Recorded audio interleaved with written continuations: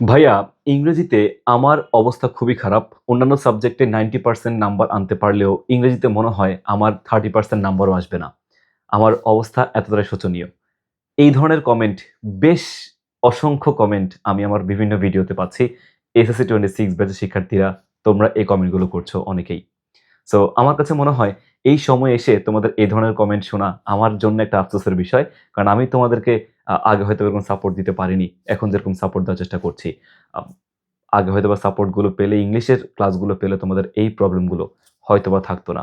বা তোমরা যদি সময়টাকে কাজে লাগাতে পারতা, তোমাদের এই প্রবলেমগুলো হয়তোবা একটু হলেও কমে যেত।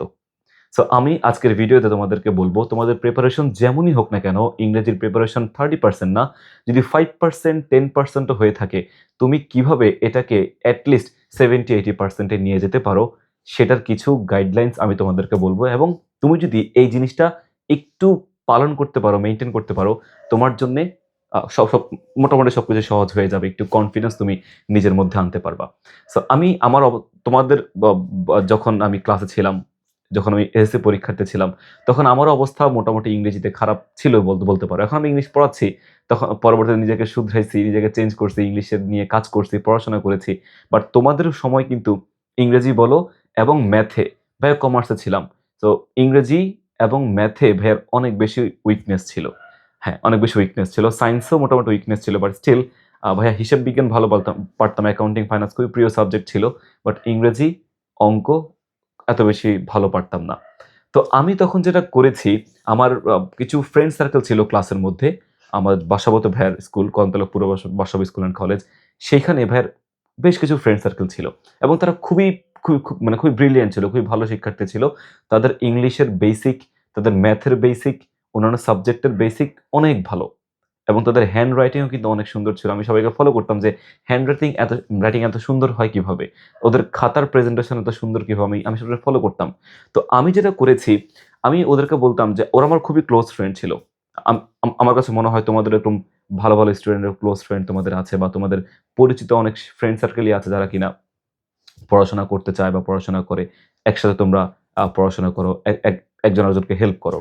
সো আমি তখন যেটা করেছিলাম, ১ম টার্গেট নিয়েছিলাম যে আমি শুধুমাত্র বোর্ড কোয়েশ্চেন গুলো সবার আগে প্র্যাকটিস করব। যে টেস্ট পেপারটা আছে, টেস্ট পেপারের বোর্ড কোয়েশ্চেন গুলো সবার আগে আমাকে সলভ করতে হবে। একদম সবার আগে সলভ করতে হবে। কোন শিক্ষার্থী যদি ইংলিশের বোর্ড কোয়েশ্চেন গুলোর একদম গ্রামারের পয়েন্ট গুলো পুঙ্খানুপুঙ্খভাবে সলভ করে, রাইটিং পার্ট গুলো, বোর্ড কোয়েশ্চেনেরই রাইটিং পার্ট গুলো ভালোমতো করে পড়ে, তাহলে তার সিলেবাস একদম অনেকাংশেই প্রায় 60-70% কিন্তু শুধু বোর্ড থেকেই তোমার হচ্ছে কমন চলে আসবে। ট্রাস্ট মি, রাইটিং পার্ট তুমি যদি হচ্ছে বিগত কয়েক বছরের বোর্ড কোয়েশ্চেন সলভ করো প্রত্যেকটা বোর্ডের, তাহলে তুমি দেখবা তোমার রাইটিং পার্ট 100% কমন আসতেছে।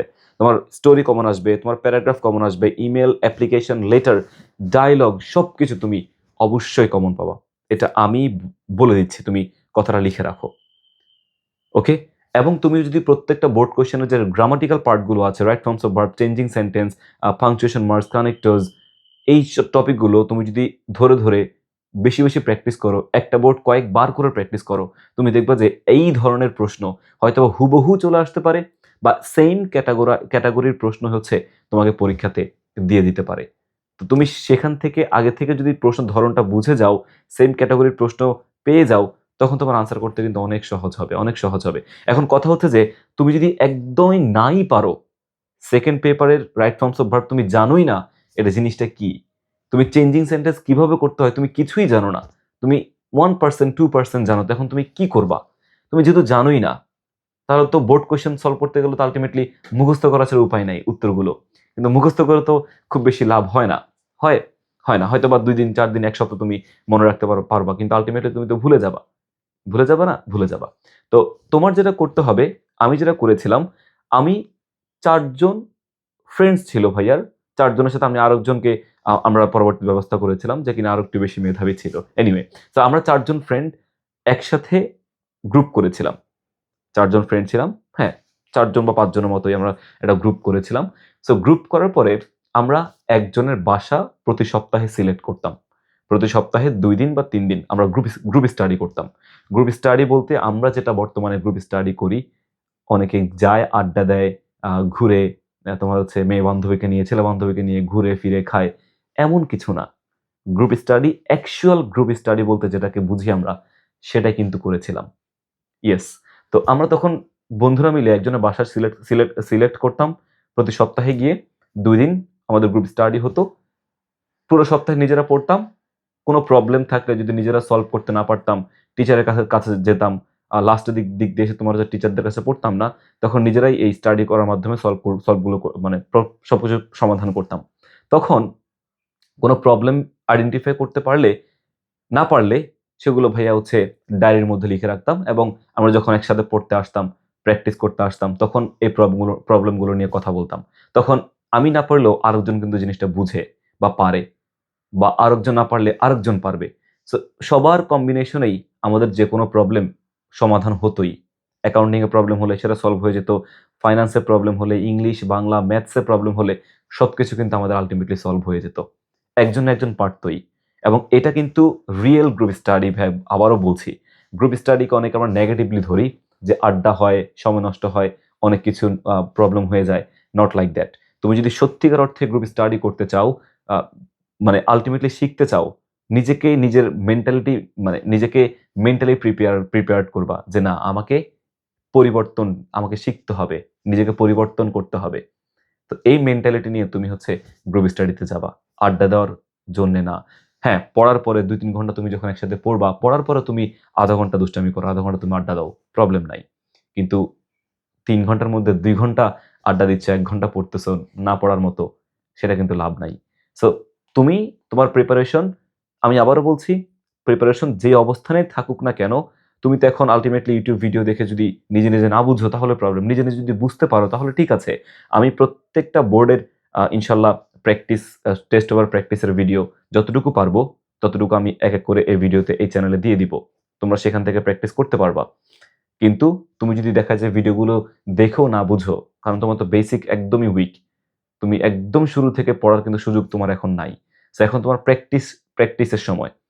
এই ভাইয়ার ভিডিওগুলো দেখে যতটুকু বুঝতে পারো অ্যাবসোলিউটলি ফাইন। সেটা তুমি শিখলা, বুঝলা। দেন বাসায় তুমি প্র্যাকটিস করবা। শুধুমাত্র বোর্ডগুলো সবার আগে প্র্যাকটিস করবা। প্র্যাকটিস করে তুমি যেগুলো বুঝবা না, তুমি যেখান থেকে, মানে ভাইয়ার ক্লাস দেখে হয়তো বুঝতেছো না তুমি, বা অনলাইন ক্লাস করেও তুমি বুঝতেছো না কোনো কিছু। কোনো প্রবলেম থেকে যাচ্ছে, উত্তর পাচ্ছ না। প্রশ্ন থাকতেই পারে। সো ওই প্রশ্নগুলোর উত্তর তুমি যদি না পাও, সেগুলো তোমরা যে ফ্রেন্ড সার্কেলরা মিলে যে গ্রুপ স্টাডি করতে যাচ্ছ কারো বাসায়, একদিন তোমার, ২ দিন তোমার বাসায় হতে পারে, ২ দিন আরেকজনের বাসায় হতে পারে। এভাবে স্টাডি যদি করো, তাহলে তোমার ওই প্রবলেমগুলো তোমরা সলভ করে ফেলতে পারবা। এবং দেখা যাবে যে আ বিভিন্ন সময় দেখা যাবে বিভিন্ন সাজেশন নিয়ে, ও একটা সাজেশনের কথা বলল, ও একটা ইম্পোর্টেন্ট কথা বলল, তুমি একটা ইম্পোর্টেন্ট মতামত রাখলা। এভাবে না একেকজনের নলেজ শেয়ারিংটা ভালো হয়। সো নলেজ শেয়ারিং ভালো হলে এই বোর্ড পরীক্ষার আগে নিজের কনফিডেন্সটা তুমি দেখবা যে অটোমেটিক্যালি বুস্ট আপ হচ্ছে, বাড়তেছে। তো কনফিডেন্স যদি বাড়ে, তোমার প্রবলেমগুলো যদি একটু হলেও ইমপ্রুভড হয়, সলভড হয়, তখন তোমার পরীক্ষাতে গিয়ে তুমি সহজে আনসার করতে পারবা। তুমি দেখবা যে বোর্ড কোয়েশ্চেনের আদলেই প্রশ্নগুলো হচ্ছে। আর যেটা তুমি আগে থেকে প্র্যাকটিস করে আসছো, আগে থেকে তুমি পারো। সো তখন তোমার জন্যে আনসার করাটা সহজ হয়ে যাবে। তাহলে আমি পুরো ভিডিওটাকে যদি আমি একটা সামারি করি, আমরা কি বললাম এখানে? প্রথমত হচ্ছে, তোমার প্রবলেমগুলো সমাধান করার জন্যে ভাইয়ার চ্যানেলে অনেকগুলো ভিডিওস ভাইয়া এক করে দিচ্ছি। বোর্ড পরীক্ষার আগে ইনশাআল্লাহ সবগুলোই চলে আসবে। তুমি সেগুলো করে শিখবা, যতটুকু তুমি সমাধান করতে পারো। একদম বেসিক থেকে অ্যাডভান্স যতটুকু আছে সবকিছু তুমি শিখবা, দেখবা। শিখতে পারলে ফাইন। দেন তুমি ভাইয়ার চ্যানেলে যে প্র্যাকটিস বোর্ড কোয়েশ্চেন বা টেস্ট পেপার সলভিং এর যে কিছু ক্লাস দিব, সেই ক্লাসগুলো তুমি করলা, করার পরে বুঝতে পারলা কিছু জিনিস। দেন তুমি নিজে বাসায় প্র্যাকটিস করবা। টেস্ট পেপারের বোর্ড কোয়েশ্চেনগুলো প্র্যাকটিস করবা। কোনগুলো? টেস্ট পেপারের যে বোর্ডগুলো আছে, ওই যে বোর্ড কোয়েশ্চেনগুলো তুমি হচ্ছে প্র্যাকটিস করবা। এবং বোর্ড কোয়েশ্চেন প্র্যাকটিস করার পরে তোমার সমস্যাগুলো তুমি আইডেন্টিফাই করলা। আইডেন্টিফাই করার পরে তুমি তোমার টিচারের কাছে জিজ্ঞাসা করতে পারলা, সমস্যাগুলো সমাধান করে নিতে পারলা।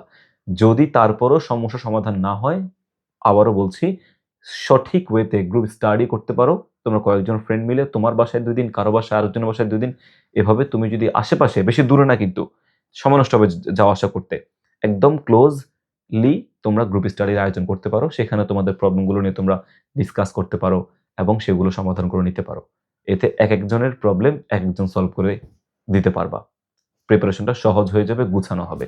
সো এই কাজগুলো করতে পারি আমরা আমাদের এসএসসির প্রিপারেশনকে আরেকটু ভালো করার জন্যে। এটা আমি ইংলিশের জন্য বললাম। ইংলিশে তুমি সেম ভাবে করতে পারো। তুমি এই জিনিসটা বাংলা, ইংরেজি, অঙ্ক সবগুলো সাবজেক্টে কিন্তু ফলো করতে পারো। So I wish you all the best. তোমার বোর্ড পরীক্ষা অনেক, অনেক ভালো হোক। তোমার রেজাল্ট অনেক, অনেক ভালো হোক। এই কামনাই করি।